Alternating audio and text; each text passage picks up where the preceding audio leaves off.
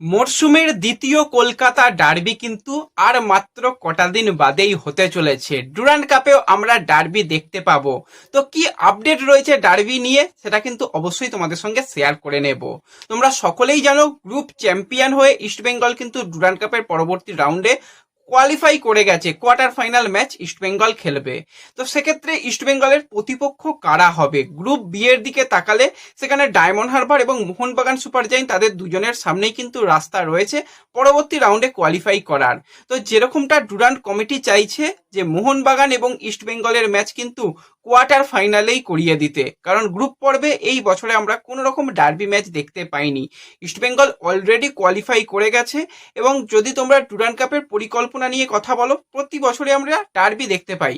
তো এবছরও ওই একই পরিকল্পনা এবং দুই প্রধান তারা চাইছে যে কলকাতাতেই যেন বড় ম্যাচটা অনুষ্ঠিত হয়। কলকাতায় কোয়ার্টার ফাইনালের একটাই খেলা হবে, সেটা কিন্তু রয়েছে 17 তারিখে, অর্থাৎ সামনে যে 17 তারিখ আসছে 17ই আগস্ট রবিবার দিন ওয়াইবিকে স্টেডিয়ামেতে কিন্তু আমরা কলকাতা ডার্বি দেখতে পাবো।